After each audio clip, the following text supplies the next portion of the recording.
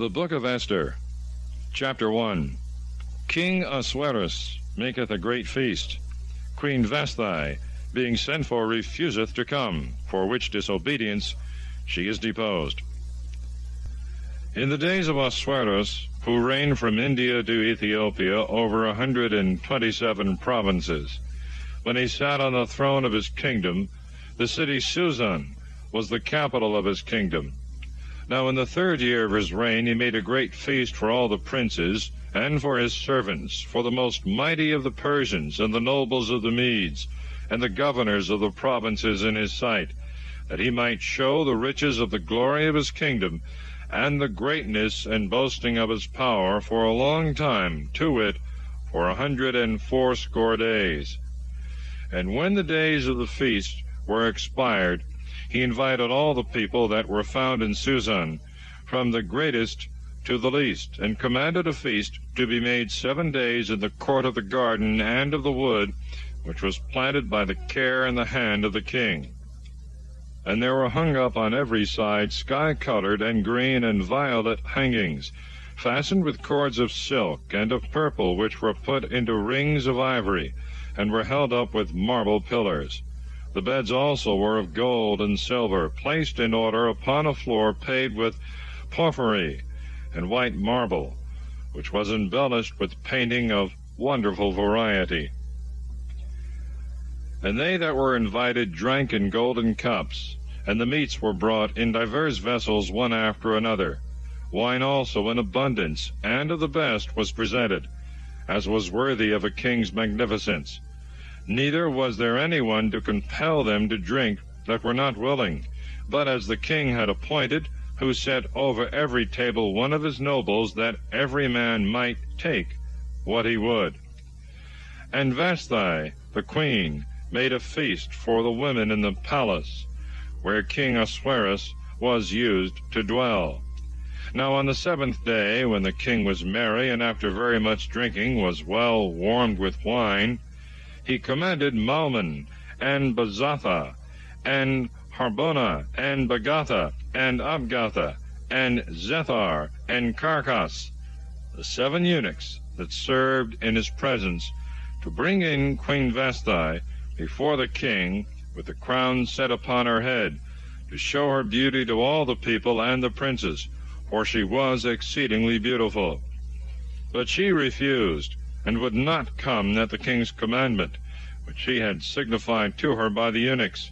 Whereupon the king, being angry, and inflamed with a very great fury, asked the wise men, who, according to the custom of the kings, were always near his person, and all he did was by their counsel, who knew the laws and judgments of their forefathers. Now the chief and nearest him were Carcina, and Sethar, and Admatha, and Tharsis, and Maris, and Marsana, and Marmucan, 7 princes of the Persians, and of the Medes, who saw the face of the king, and were used to sit first after him. What sentence ought to pass upon Vashti the queen, who had refused to obey the commandment of King Ahasuerus, which he had sent to her by the eunuchs? And Marmucan answered in the hearing of the king and the princes, Queen Vashti hath not only injured the king, but also all the people and princes that are in all the provinces of King Ahasuerus. For this deed of the queen will go abroad to all women, so that they will despise their husbands, and will say, King Ahasuerus commanded that Queen Vashti should come in to him, and she would not. And by this example all the wives of the princes of the Persians and the Medes will slight the commandments of their husbands. Wherefore the king's indignation is just. If it please thee, let an edict go out from thy presence, and let it be written according to the law of the Persians and of the Medes, which must not be altered, that Vashti come in no more to the king, but another, that is better than her, be made queen in her place. And let this be published through all the provinces of thy empire, which is very wide, and let all wives as well as the greater as of the lesser give honor to their husbands. His counsel pleased the king and the princes, and the king did according to the counsel of Memucan. And he sent letters to all the provinces of his kingdom, as every nation could hear and read in divers languages and characters, that the husbands should be rulers and masters in their houses, and that this should be published to every people. Chapter 2. Esther is advanced to be queen. Mordecai detecteth a plot against the king. After this, when the wrath of King Ahasuerus was appeased, he remembered Vashti, and what she had done, and what she had suffered. And the king's servants and his officers said, Let young women be sought for the king, virgins and beautiful, and let some persons be sent through all the provinces to look for beautiful maidens and virgins. And let them bring them to the city of Susan, and put them into the house of the women under the hand of Aegeus the eunuch, who was the overseer and keeper of the king's women. And let them receive women's ornaments, and other things necessary for their use. And whosoever among them all shall please the king's eyes, let her be queen instead of Vashti. The word pleased the king, and he commanded it should be done as they had suggested. There was a man in the city of Susan, a Jew named Mordecai, the son of Jair, the son of Semai, the son of Cis, of the race of Gemini, who had been carried away from Jerusalem at the time that Nebuchadnezzar, king of Babylon, carried away Jeconias, king of Judah. And he had brought up his brother's daughter Adissa, who by another name was called Esther. Now she had lost both her parents, and was exceeding fair and beautiful. And her father and mother being dead, Mordecai adopted her for his daughter.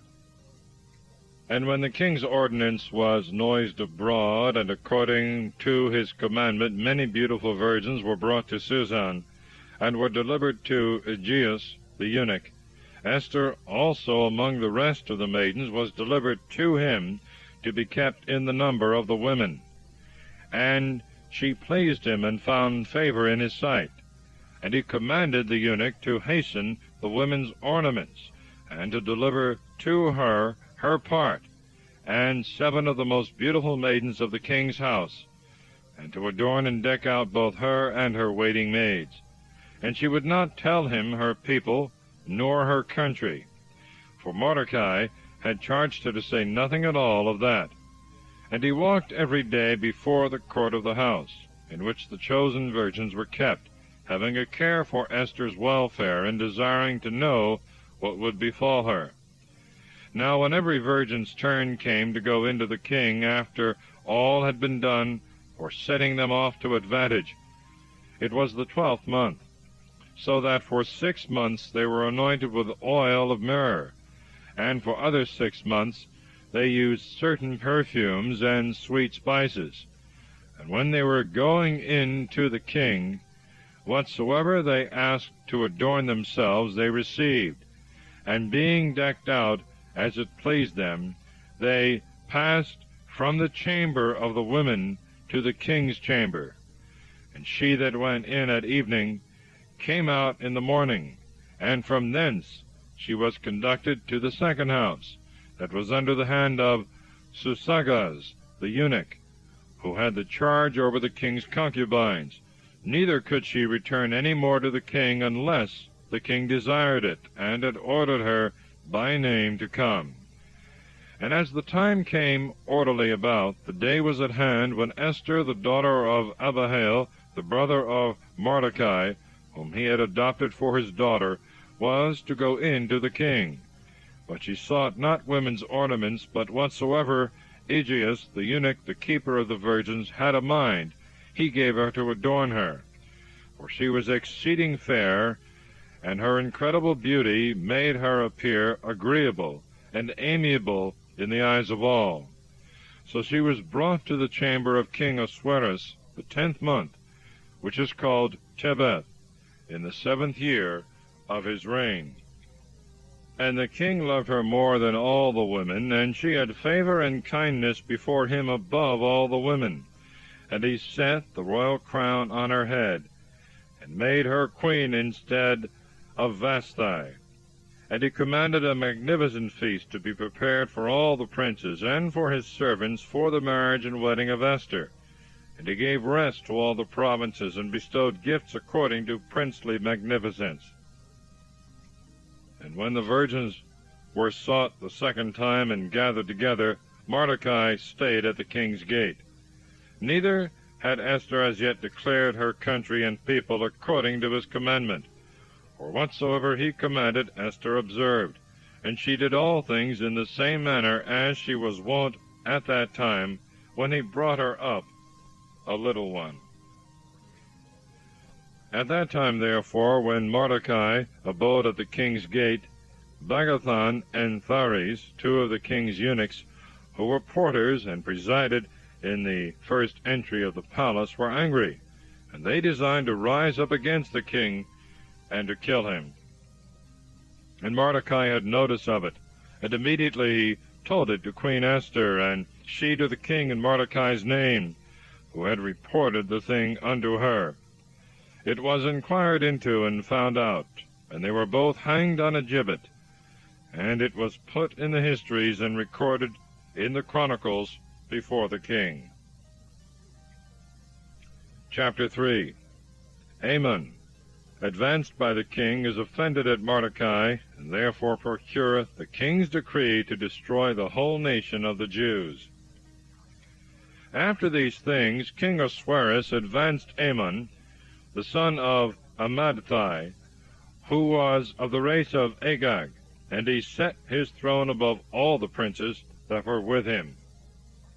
And all the king's servants that were at the doors of the palace bent their knees and worshipped Amon, for so the emperor had commanded them. Only Mordecai did not bend his knee, nor worship him. And the king's servants that were chief at the doors of the palace said to him, Why dost thou alone not observe the king's commandment? When they were saying this often, and he would not hearken to them, they told Amon, desirous to know whether he would continue in his resolution, for he had told them that he was a Jew. Now when Amon had heard this, and had proved by experience that Mordecai did not bend his knee to him, nor worship him, he was exceeding angry, and he counted it nothing to lay his hands upon Mordecai alone, for he had heard that he was of the nation of the Jews, and he chose rather to destroy all the nation of the Jews that were in the kingdom of Ahasuerus. In the first month, which is called Nisan, in the 12th year of the reign of Ahasuerus, the lot was cast into an urn, which in Hebrew is called fur, before Amon, on what day and what month the nation of the Jews should be destroyed. And there came out the 12th month, which is called Adar. And Amon said to King Ahasuerus, There is a people scattered through all the provinces of thy kingdom, and separated one from another, that use new laws and ceremonies, and moreover despise the king's ordinances. And thou knowest very well that it is not expedient for thy kingdom that they should grow insolent by impunity. If it please thee, decree that they may be destroyed, and I will pay 10,000 talents to thy treasurers. And the king took the ring that he used for his own hand, and gave it to Amon, the son of Amadattai, of the race of Agag, the enemy of the Jews.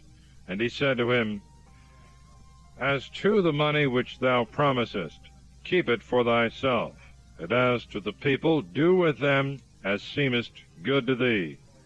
And the king's scribes were called in the first month Nisan, on the 13th day of the same month, and they wrote as Amon had commanded to all the king's lieutenants, and to the judges of the provinces, and of divers nations, as every nation could read, and hear according to their different languages, in the name of King Ahasuerus, and the letters sealed with his ring, were sent by the king's messengers to all provinces, to kill and destroy all the Jews, both young and old, little children and women, in one day, that is, on the 13th, of the 12th month, which is called Adar, and to make a spoil of their goods. And the contents of the letters were to this effect, that all provinces might know and be ready against that day. The couriers that were sent made haste to fulfill the king's commandment, and immediately the edict was hung up in Susan, the king and Aman feasting together, and all the Jews that were in the city weeping. Chapter 4. Mordecai desireth Esther to petition the king for the Jews. They join in fasting and prayer.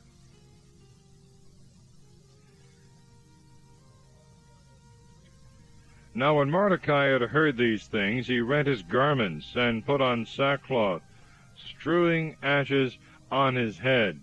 And he cried with a loud voice in the street, in the midst of the city, showing the anguish of his mind. And he came lamenting in this manner even to the gate of the palace, for no one clothed with sackcloth might enter the king's court. And in all provinces, towns, and places to which the king's cruel edict was come, there was great mourning among the Jews, with fasting, wailing, and weeping, many using sackcloth and ashes for their bed. Then Esther's maids and her eunuchs went in and told her. And when she heard it, she was in a consternation, and she sent a garment to clothe him, and to take away the sackcloth, but he would not receive it. And she called for Athach, the eunuch, whom the king had appointed to attend upon her, and she commanded him to go to Mordecai, and learn of him why he did this. And Athach, going out, went to Mordecai, who was standing in the street of the city before the palace gate. And Mordecai told him all that had happened, how Aman had promised to pay money into the king's treasures to have the Jews destroyed. He gave him also a copy of the edict, which was hanging up in Susan, that he should show it to the queen, and admonish her to go into the king, and to entreat him for her people. And Athach went back and told Esther all that Mordecai had said. She answered him, and bade him say to Mordecai, all the king's servants and all the provinces that are under his dominion know that whosoever, whether man or woman, cometh into the king's inner court, who is not called for, is immediately to be put to death without any delay, except the king shall hold out the golden scepter to him in token of clemency, that so he may live. How then can I go in to the king, who for these 30 days now have not been called unto him? And when Mordecai had heard this, he sent word to Esther again, saying, Think not that thou mayest save thy life only because thou art in the king's house, more than all the Jews. For if thou wilt now hold thy peace, the Jews shall be delivered by some other occasion, and thou and thy father's house shall perish. And who knoweth whether thou art not therefore come to the kingdom, that thou mightest be ready in such a time as this?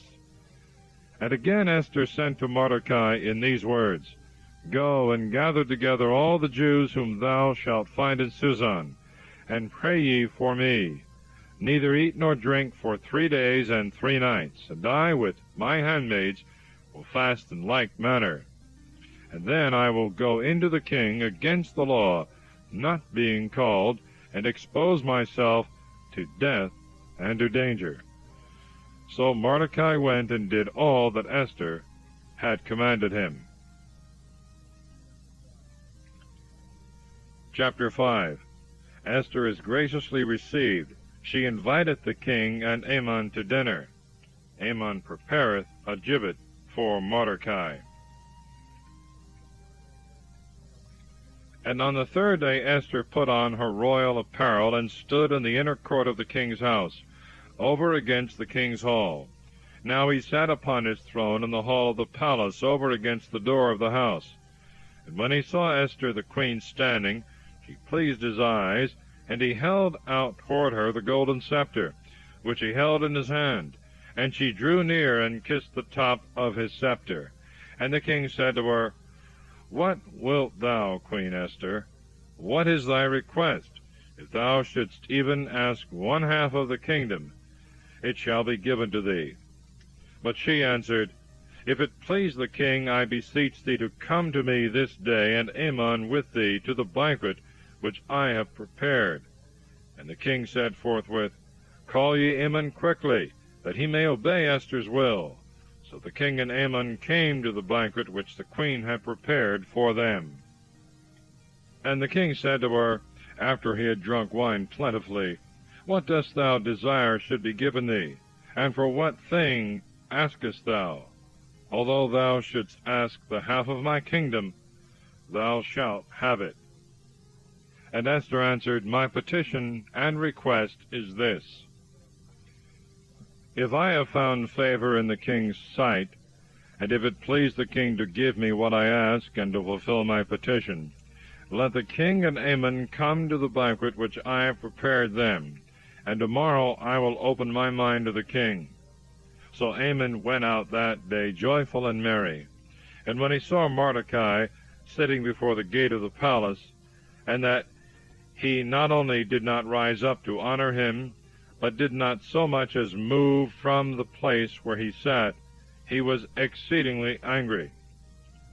But dissembling his anger, and returning into his house, he called together to him his friends, and Zeresh his wife. And he declared to them the greatness of his riches, and the multitude of his children, and with how great glory the king had advanced him above all his princes and servants.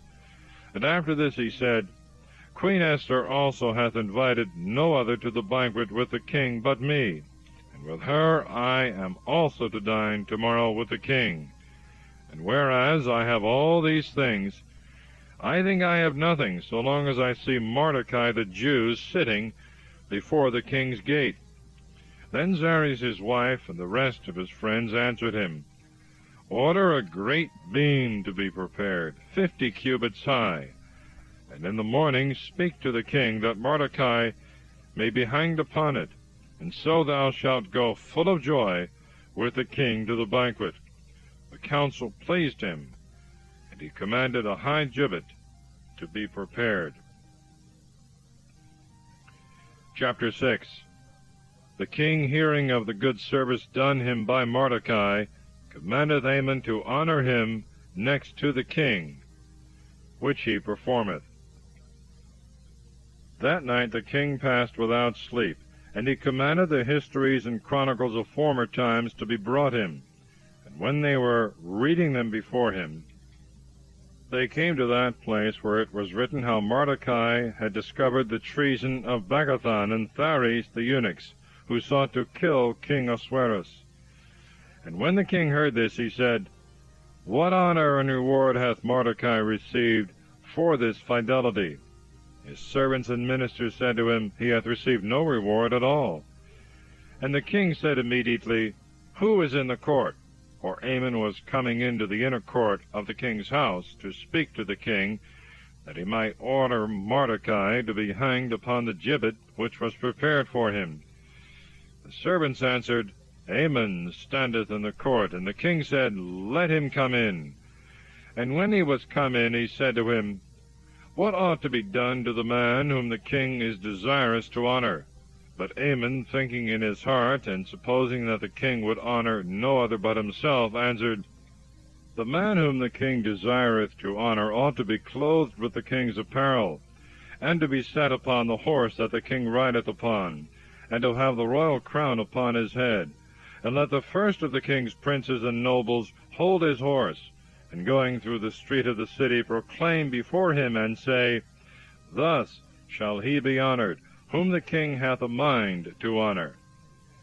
The king said to him, Make haste, and take the robe and the horse, and do as thou hast spoken to Mordecai the Jew, who sitteth before the gates of the palace.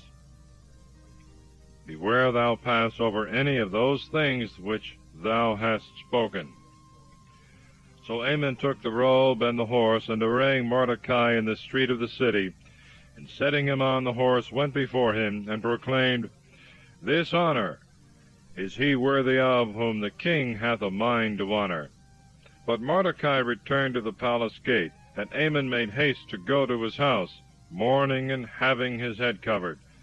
And he told Zeres his wife and his friends all that had befallen him. And the wise men whom he had in council, and his wife answered him, If Mordecai be of the seed of the Jews, before whom thou hast begun to fall, thou canst not resist him, but thou shalt fall in his sight. As they were yet speaking, the king's eunuchs came, and compelled him to go quickly to the banquet which the queen had prepared. Chapter 7. Esther's petition for herself and her people. Haman is hanged upon the gibbet he had prepared for Mordecai. So the king and Haman went in to drink with the queen. And the king said to her again the second day after he was warm with wine, What is thy petition, Esther, that it may be granted thee? And what wilt thou have done, although thou ask the half of my kingdom? Thou shalt have it. Then she answered, If I have found favor in thy sight, O king, and if it please thee, give me my life for which I ask, and my people for which I request. For we are given up, I and my people, to be destroyed, to be slain, and to perish. And would God we were sold for bondmen and bondwomen, the evil might be borne with, and I would have mourned in silence. But now we have an enemy, whose cruelty redoundeth upon the king. And King Ahasuerus answered and said, Who is this, and of what power, that he should do these things? And Esther said, It is this Haman, that is our adversary, and most wicked enemy. Haman, hearing this, was forthwith astonished, not being able to bear the countenance of the king and of the queen. But the king, being angry, rose up, and went from the place of the banquet into the garden set with trees. Haman also rose up to entreat Esther the queen for his life, for he understood that evil was prepared for him by the king. And when the king came back out of the garden set with trees, and entered into the place of the banquet, he found Haman was fallen upon the bed on which Esther lay. And he said, He will force the queen also in my presence in my own house. The word was not yet gone out of the king's mouth, and immediately they covered his face. And Harbona, one of the eunuchs that stood waiting on the king, said, Behold, the gibbet which he hath prepared for Mordecai, who spoke for the king, standeth in Haman's house, being 50 cubits high. And the king said to him, Hang him upon it. So Haman was hanged on the gibbet, which he had prepared for Mordecai, and the king's wrath ceased. Chapter 8. Mordecai is advanced. Haman's letters are reversed. On that day King Ahasuerus gave the house of Haman, the Jews' enemy, to Queen Esther, and Mordecai came in before the king, for Esther had confessed to him that he was her uncle. And the king took the ring which he had commanded to be taken again from Haman, and gave it to Mordecai, and Esther set Mordecai over her house. And not content with these things, she fell down at the king's feet and wept, and speaking to him, besought him that he would give orders that the malice of Haman the Agagite, and his most wicked devices, which she had invented against the Jews, should be of no effect. But he, as the manner was, held out the golden scepter with his hand, which was the sign of clemency. And she arose up and stood before him, and said, If it please the king, and if I have found favor in his sight, and my request be not disagreeable to him, I beseech thee that the former letters of Haman the traitor and enemy of the Jews, by which he commanded that they should be destroyed in all the king's provinces, may be reversed by new letters. For how can I endure the murdering and slaughter of my people? And King Ahasuerus answered Esther the queen and Mordecai the Jew, I have given Haman's house to Esther, and I have commanded him to be hanged on a gibbet, because he durst lay hands on the Jews. Write ye therefore to the Jews, as it pleaseth you, in the king's name, and seal the letters with my ring. For this was the custom, that no man durst gainsay the letters which were sent in the king's name, and were sealed with his ring. Then the king's scribes and secretaries were called for. Now it was the time of the 3rd month, which is called Sibon, the 23rd day of the month. And letters were written, as Mordecai had a mind, to the Jews, and to the governors, and to the deputies, and to the judges who were rulers over the 127 provinces, from India even to Ethiopia, to province and province, to people and people, according to their languages and characters, and to the Jews according as they could read and hear. And these letters which were sent in the king's name were sealed with his ring, and sent by posts, who were to run through all the provinces, to prevent the former letters with new messages.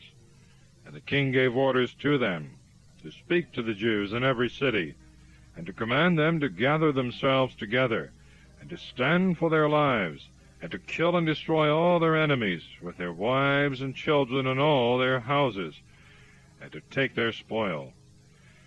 And one day of revenge was appointed through all the provinces, to wit, the 13th of the 12th month of Adar.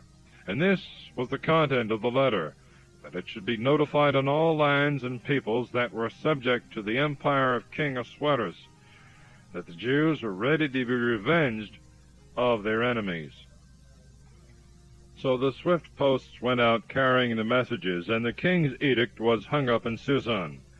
And Mordecai, going forth out of the palace and from the king's presence, shone in royal apparel, to wit, of violet and sky color, wearing a golden crown on his head, and clothed with a cloak of silk and purple. And all the city rejoiced and was glad. But to the Jews a new light seemed to rise, joy, honor, and dancing. And in all peoples, cities, and provinces, whithersoever the king's commandments came, there was wonderful rejoicing, feasts and banquets, and keeping holy day, insomuch that many of other nations and religion joined themselves to their worship and ceremonies, for a great dread of the name of the Jews had fallen upon all. Chapter 9. The Jews kill their enemies that would have killed them. The days of Purim are appointed to be kept holy. So on the 13th day of the 12th month, which, as we said above, is called Adar, when all the Jews were designed to be massacred, and their enemies were greedy after their blood, the case being altered, the Jews began to have the upper hand, and to revenge themselves of their adversaries.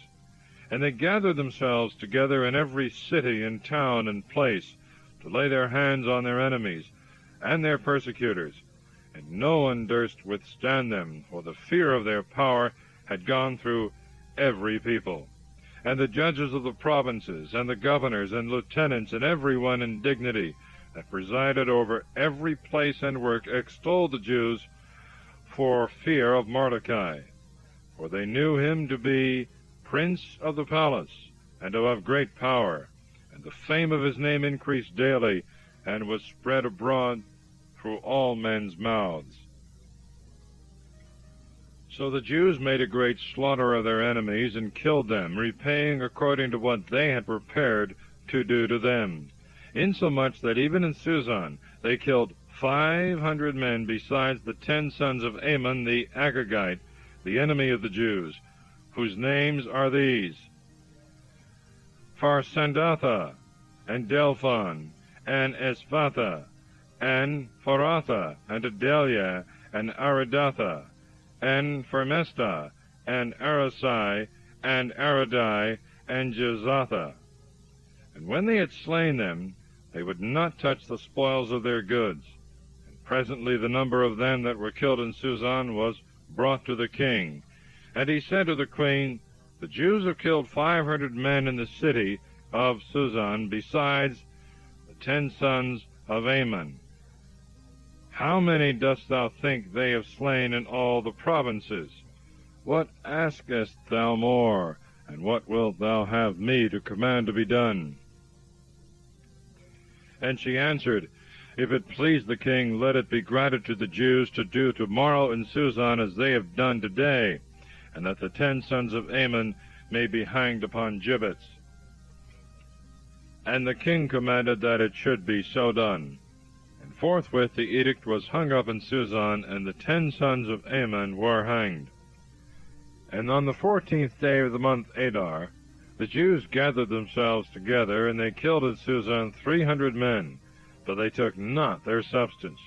Moreover, through all the provinces which were subject to the king's dominion, the Jews stood for their lives, and slew their enemies and persecutors, insomuch that the number of them that were killed amounted to 75,000, and no man took any of their goods. Now the 13th day of the month Adar was the first day with them all of the slaughter, and on the 14th day they left off, which they ordained to be kept holy day, so that all times hereafter they should celebrate it with feasting, joy, and banquets. But they that were killing in the city of Susan were employed in the slaughter on the 13th and 14th day of the same month, and on the 15th day they rested. And therefore they appointed that day to be a holy day of feasting and gladness. But those Jews that dwelt in towns not walled and in villages appointed the 14th day of the month Adar for banquets and gladness, so as to rejoice on that day, and send one another portions of their banquets and meats. And Mordecai wrote all these things, and sent them comprised in letters to the Jews that abode in all the king's provinces, both those that lay near and those afar off, that they should receive the 14th and 15th day of the month Adar for holy days, and always at the return of the year should celebrate them with solemn honor. Because on those days the Jews revenged themselves on their enemies, and their mourning and sorrow were turned into mirth and joy, and that these should be days of feasting and gladness, in which they should send one to another portions of meats, and should give gifts to the poor. And the Jews undertook to observe with solemnity all they had begun to do at that time, which Mordecai by letters had commanded to be done.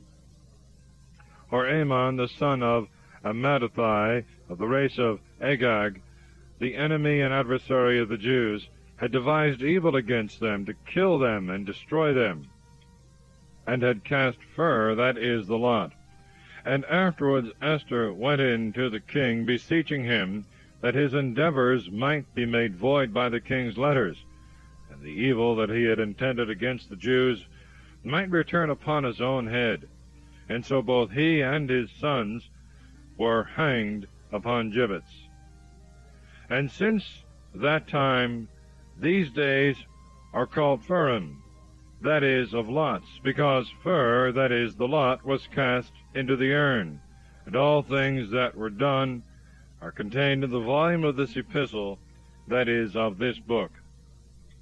And the things that they suffered, and that were afterwards changed, the Jews took upon themselves and their seed, and upon all that had a mind to be joined to their religion, so that it should be lawful for none to pass these days without solemnity, which the writing testifieth, and certain times require, as the years continually succeed one another. These are the days which shall never be forgot, and which all provinces in the whole world shall celebrate throughout all generations. Neither is there any city wherein the days of Furim, that is, of lots, must not be observed by the Jews, and by their posterity which is bound to these ceremonies. And Esther the queen, the daughter of Abihail, and Mordecai the Jew, wrote also a second epistle, that with all diligence this day should be established a festival for the time to come.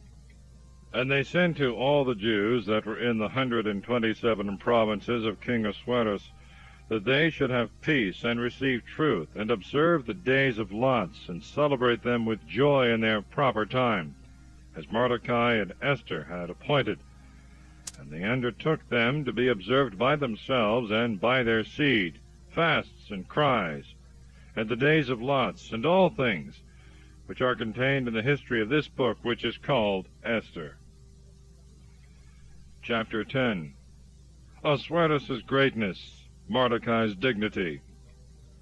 And King Ahasuerus made all the land and all the islands of the sea tributary, and his strength and his empire and the dignity and greatness wherewith he exalted Mordecai are written in the books of the Medes and of the Persians, and how Mordecai of the race of the Jews was next after King Ahasuerus, and great among the Jews, and acceptable to the people of his brethren, seeking the good of his people, and speaking those things which were for the welfare of his seed. Then Mordecai said, God hath done these things. I remember a dream that I saw, which signified these same things, and nothing thereof hath failed. A little fountain which grew into a river, and was turned into a light, and into the sun, and abounded into many waters, is Esther, whom the king married and made queen. But the two dragons are I and Ammon. The nations that were assembled are they that endeavored to destroy the name of the Jews. And my nation is Israel, who cried to the Lord, and the Lord saved his people. And he delivered us from all evils, and hath wrought great signs and wonders among the nations. And he commanded that there should be two lots, one of the people of God, and the other of all the nations. And both lots came to the day appointed already from that time before God to all nations. And the Lord remembered his people, and had mercy on his inheritance. And these days shall be observed in the month of Adar, on the 14th and 15th day of the same month, with all diligence, and joy of the people gathered into one assembly throughout all the generations hereafter of the people of Israel. Chapter 11. The dream of Mordecai, which in the ancient Greek and Latin Bibles was in the beginning of the book, but was detached by Saint Jerome and put in this place.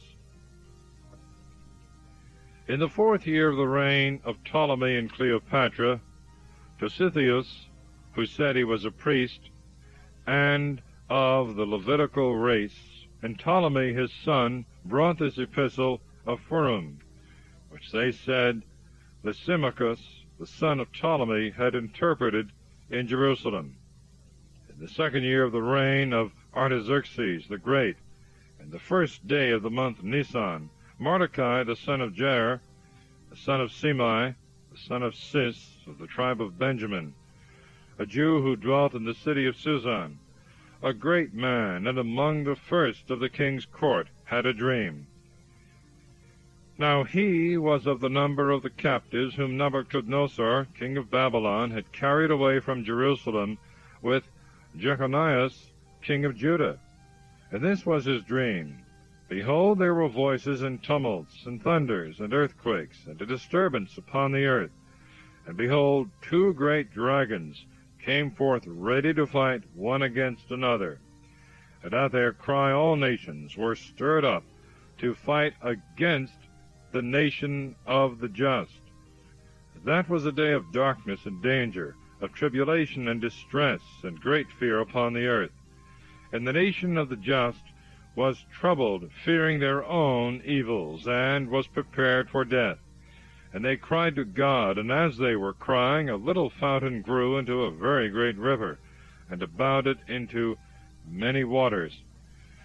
The light and the sun rose up, and the humble were exalted, and they devoured the glorious.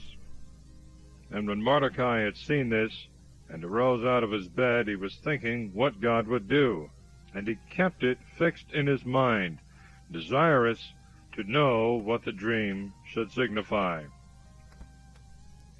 Chapter 12. Mordecai detects the conspiracy of the two eunuchs. And he abode at that time in the king's court with Bagatha and Thara, the king's eunuchs, who were porters of the palace. And when he understood their designs and had diligently searched into their projects, he learned that they went about to lay violent hands on King Artaxerxes, and he told the king thereof. Then the king had them both examined, and after they had confessed, commanded them to be put to death. But the king made a record of what was done, and Mordecai also committed the memory of the thing to writing. And the king commanded him to abide in the court of the palace, and gave him presents for the information. But Amon, the son of Amaduthai, the Bugite, was in great honor with the king, and sought to hurt Mordecai and his people, because of the 2 eunuchs of the king who were put to death. Chapter 13. A copy of a letter sent by Amon to destroy the Jews, Mordecai's prayer for the people. And this was the copy of the letter. Artaxerxes, the great king, who reigneth from India to Ethiopia, to the princes and governors of the 127 provinces that are subject to his empire, greeting.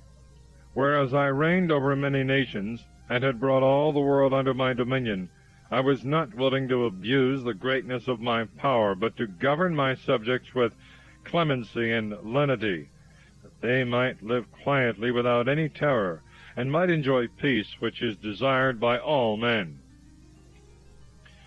But when I asked my counselors how this might be accomplished, one that excelled the rest in wisdom and fidelity, and was second after the king, Amon by name, told me that there was a people scattered through the whole world, which used new laws and acted against the customs of all nations, despised the commandments of kings, and violated by their opposition the concord of all nations. Wherefore, having learned this, and seeing one nation in opposition to all mankind, using perverse laws, and going against our commandments, and disturbing the peace and concord of the provinces subject to us, we have commanded that all whom Amon shall mark out, who is chief over all the provinces, and second after the king, and whom we honor as a father, shall be utterly destroyed by their enemies, with their wives and children, and that none shall have pity on them, on the 14th day of the 12th month Adar of this present year, that these wicked men going down to hell in one day may restore to our empire the peace which they had disturbed. But Mordecai besought the Lord, remembering all his works, and said, O Lord, Lord, Almighty King, for all things are in thy power, and there is none that can resist thy will. If thou determined to save Israel, thou hast made heaven and earth, and all things that are under the cope of heaven. Thou art Lord of all, and there is none that can resist thy majesty. Thou knowest all things, and thou knowest that it was not out of pride and contempt, or any desire of glory, that I refused to worship the proud Amon. For I would willingly and readily, for the salvation of Israel, have kissed even the steps of his feet. But I feared lest I should transfer the honor of my God to a man, and lest I should adore anyone except my God. And now, O Lord, O King, O God of Abraham, have mercy on thy people, because our enemies resolve to destroy us and extinguish thy inheritance.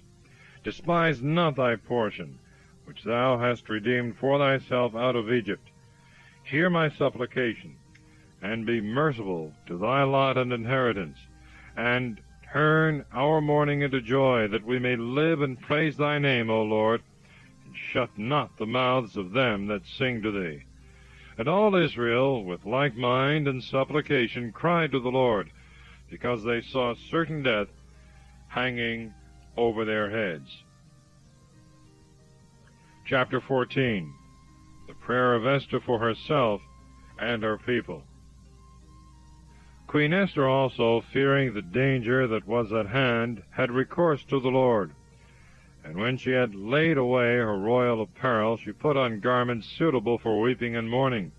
Instead of divers precious ointments, she covered her head with ashes and dung, and she humbled her body with fasts, and all the places in which before she was accustomed to rejoice, she filled with her torn hair. And she prayed to the Lord, the God of Israel, saying, O my Lord, who alone art our King, help me, a desolate woman, and who have no other helper but thee. My danger is in my hands. I have heard of my father, that thou, O Lord, didst take Israel from among all nations, and our fathers from all their predecessors, to possess them as an everlasting inheritance.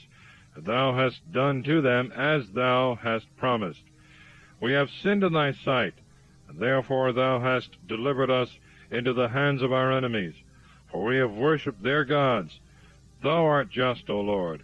And now they are not content to oppress us with most hard bondage, but attributing the strength of their hands to the power of their idols, they design to change thy promises, and destroy thy inheritance, and shut the mouths of them that praise thee, and extinguish the glory of thy temple and altar, that they may open the mouths of Gentiles, and praise the strength of idols, and magnify forever a carnal king. Give not, O Lord, thy scepter to them that are not, lest they laugh at our ruin, but turn their counsel upon themselves, and destroy him that hath begun to rage against us. Remember, O Lord, and show thyself to us in the time of our tribulation, and give me boldness, O Lord, King of gods, and of all power.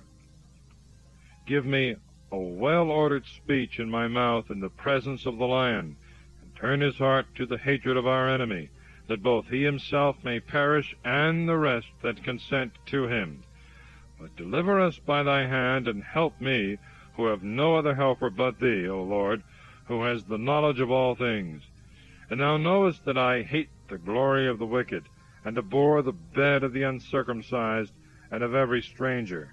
Thou knowest my necessity, that I abominate the sign of my pride and glory, which is upon my head in the days of my public appearance, and detest it as a menstruous rag, and wear it not in the days of my silence, and that I have not eaten at Amon's table, nor hath the king's banquet pleased me, and that I have not drunk the wine of the drink offerings, and that thy handmaid hath never rejoiced since I was brought hither unto this day, but in thee, O Lord, the God of Abraham. O God, who art mighty above all, hear the voice of them that have no other hope, and deliver us from the hand of the wicked, and deliver me from my fear. Chapter 15. Esther comes into the king's presence. She is terrified, but God turns his heart. And he commanded her, no doubt, but he was Mordecai, to go to the king, and petition for her people and for her country. Remember, said he, the days of thy low estate, how thou wast brought up by my hand, because Amon the second after the king hath spoken against us unto death. And do thou call upon the Lord, and speak to the king for us, and deliver us from death. And on the third day she laid away the garments she wore, and put on her glorious apparel. And glittering in royal robes, after she had called upon God, the ruler and Savior of all, she took 2 maids with her, and upon one of them she leaned, as if for delicateness and overmuch tenderness she were not able to bear up her own body. And the other maid followed her lady, bearing up her train flowing on the ground. But she, with a rosy color in her face, and with gracious and bright eyes, hid a mind full of anguish and exceeding great fear.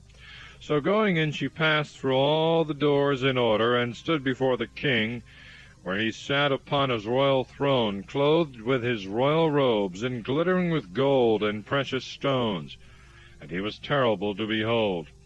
And when he had lifted up his countenance, and with burning eyes had shown the wrath of his heart, the queen sunk down, and her color turned pale, and she rested her weary head upon her handmaid. And God changed the king's spirit into mildness, and all in haste and in fear he leaped from his throne, and holding her up in his arms till she came to herself, caressed her with these words, "What is the matter, Esther? I am thy brother, fear not. Thou shalt not die, for this law is not made for thee, but for all others. Come near then, and touch the scepter." And as she held her peace, he took the golden scepter, and laid it upon her neck, and kissed her, and said, "Why dost thou not speak to me?" She answered, "I saw thee, my lord, as an angel of God, and my heart was troubled for fear of thy majesty. For thou, my lord, art very admirable, and thy face is full of graces." And while she was speaking, she fell down again, and was almost in a swoon. But the king was troubled, and all his servants comforted her. Chapter 16. A copy of the king's letter in favor of the Jews. The great king Artaxerxes, from India to Ethiopia, to the governors and princes of 127 provinces, which obey our command, sendeth greeting.